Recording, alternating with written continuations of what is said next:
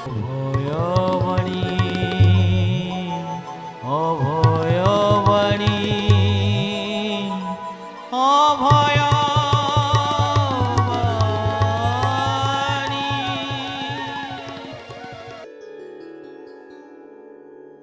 ଜୟ ଗୁରୁ ଜୟ ଗୁରୁ ଜୟ ଗୁରୁ।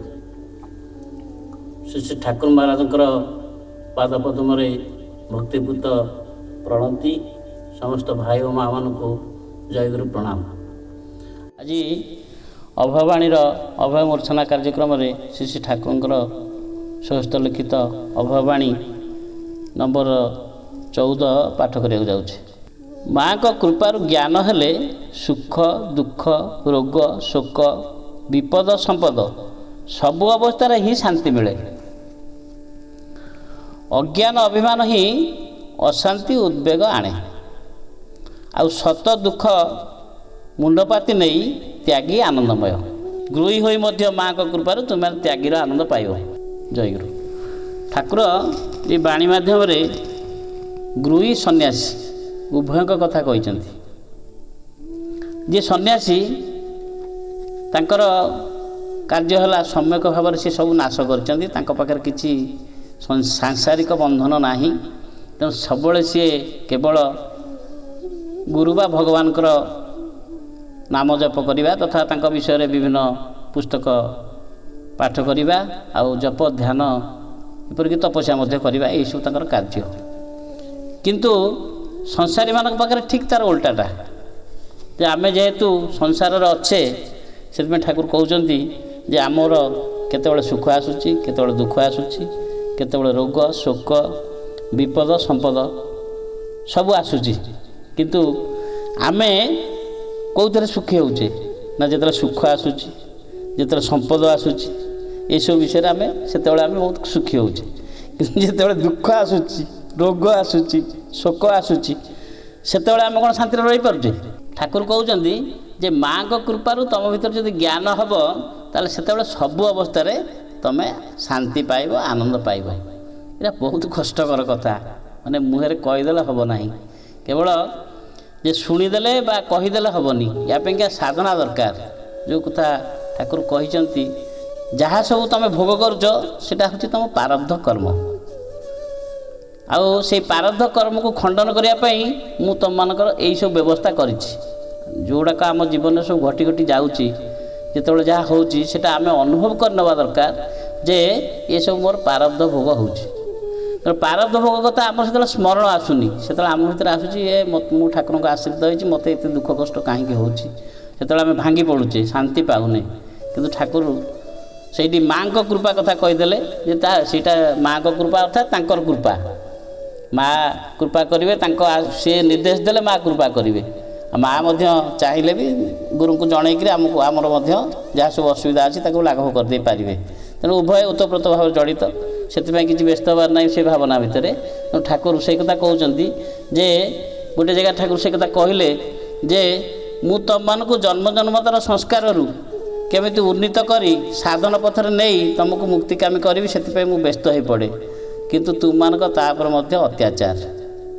ଏ କଥା କହିବାର ଅର୍ଥ ହେଉଛି କ'ଣ ନା ସବୁବେଳେ ଠାକୁର ଚାହାନ୍ତି ଆମେ ଯେଉଁ ଉଦ୍ଦେଶ୍ୟରେ ଠାକୁର ଆସିଛନ୍ତି ଜଗତକୁ ବା ଆମକୁ ଆଣିଛନ୍ତି, ଆମେ ସେତିକି ଭାଗ୍ୟବାନ ଯେ ତାଙ୍କ ଆଶ୍ରିତ ହେଇଛେ, ତାଙ୍କ କୃପା ଭିକ୍ଷା ପାଇଛେ, ତାଙ୍କ କୃପା ପାଇଛେ। ଏଇସବୁ ଜିନିଷ ଯେତେବେଳେ ଆସୁଛି ସେତେବେଳେ ଆମେ ଭାବି ନେବା ଏଇ ଭାବନାରେ କେମିତି ରହିବା। ଏଇ ବାଣୀର ଉଦ୍ଦେଶ୍ୟ ହେଉଛି ଏଇଟା ଯେ ଆମେ କେମିତି ସେଇବେଳେ ଯେତେବେଳେ ଦୁଃଖ ଆସୁଛି, ଶୋକ ଆସୁଛି ବା ରୋଗ ଆସୁଛି, ସେତେବେଳେ ଭାବି ନେବା ଗୋଟାଏ କଥା କୁହାହେଇଛି ଯେ ସବୁକିଛି ଦିନେ ଚାଲିଯିବ ବା ଆଜିର ଯାହା ଘଟୁଛି ବା ଆଜି ଯାହା ଅଛି ତାହା କାଲିକି ରହିବ ନାହିଁ ବା କିଛି ଦିନ ପରେ ନିଶ୍ଚୟ ଚାଲିଯିବ। ଏଇ କଥା ଯଦି ଭାବିବାକୁ ହେବ, ସେଥିପାଇଁ ବ୍ରହ୍ମଚର୍ଯ୍ୟ ସାଧନରେ ବୋଧହୁଏ ଠାକୁର କହିଛନ୍ତି ଯେ ମୋତେ ଦିନେ ମରିବାକୁ ହେବ।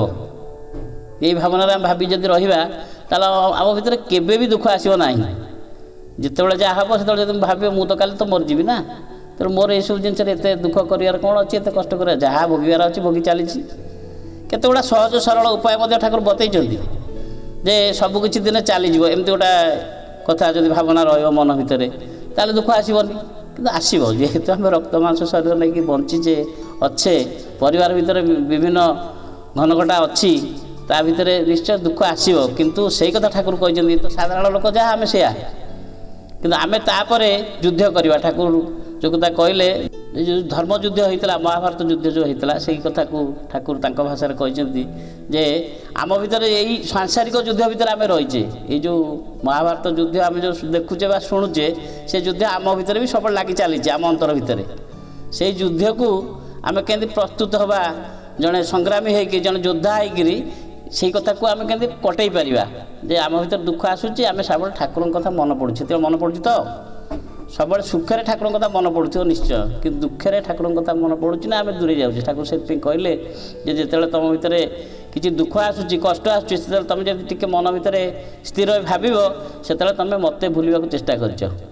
ଏ କଥା ଠାକୁର ସ୍ପଷ୍ଟ କହିଛନ୍ତି। ତେଣୁ ପ୍ରକୃତ କଥା ଯଦି ସେତେବେଳେ ଠାକୁରଙ୍କ କଥା ସ୍ମରଣ ଆସିବ, ହେ ଠାକୁର ମୋର ଏ ବିପଦ ଆସିଛି, ମୋର ଏ ସମ୍ପଦ ଆସିଛି, ସବୁ ତୁମର ଇଚ୍ଛା, ତୁମରି ଦ୍ୱାରା ହିଁ ହେଉଛି, ତୁମେ ୟାକୁ ମୋତେ ଲାଘବ କର, ୟାର ନିରାକରଣ କେମିତି ହୋଇପାରିବ ତାର ବ୍ୟବସ୍ଥା ଆପଣ ମଧ୍ୟ କରନ୍ତୁ।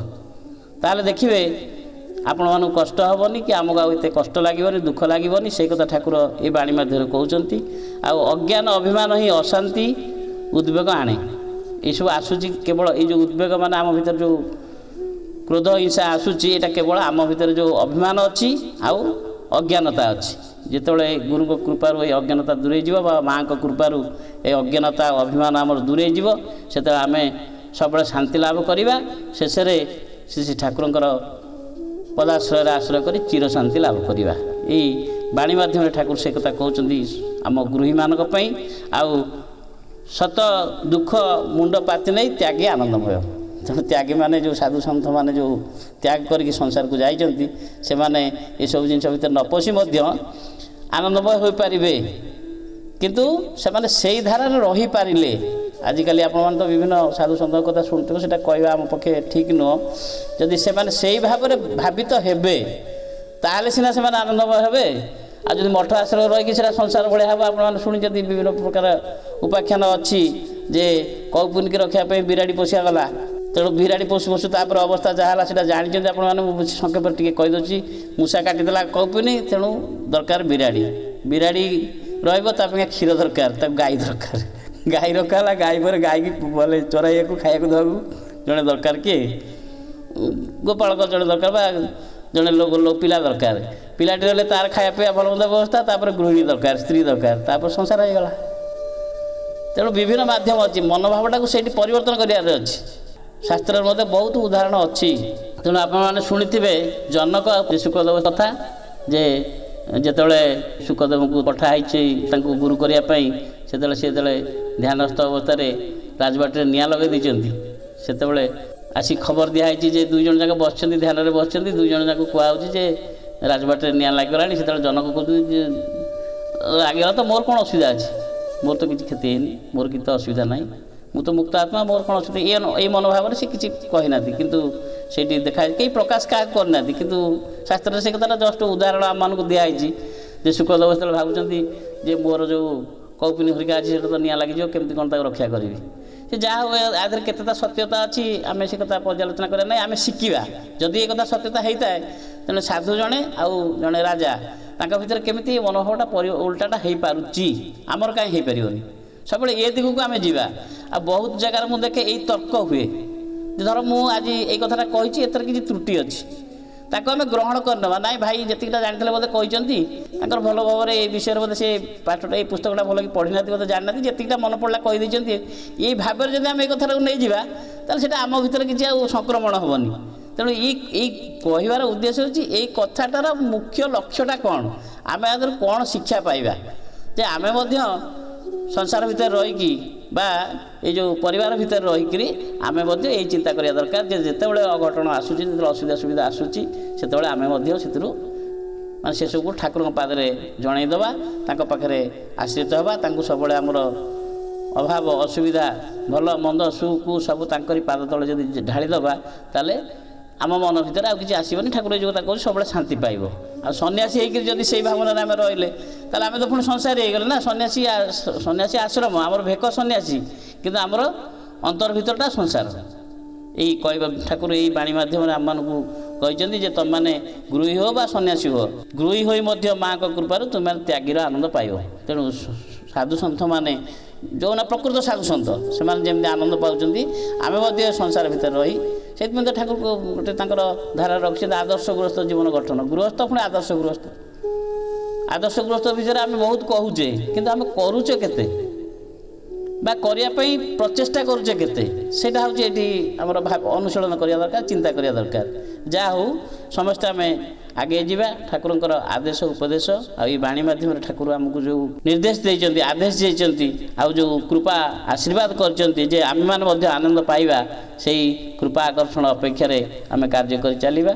ଜୟ ଗୁରୁ, ଜୟ ଗୁରୁ, ଜୟ ଗୁରୁ।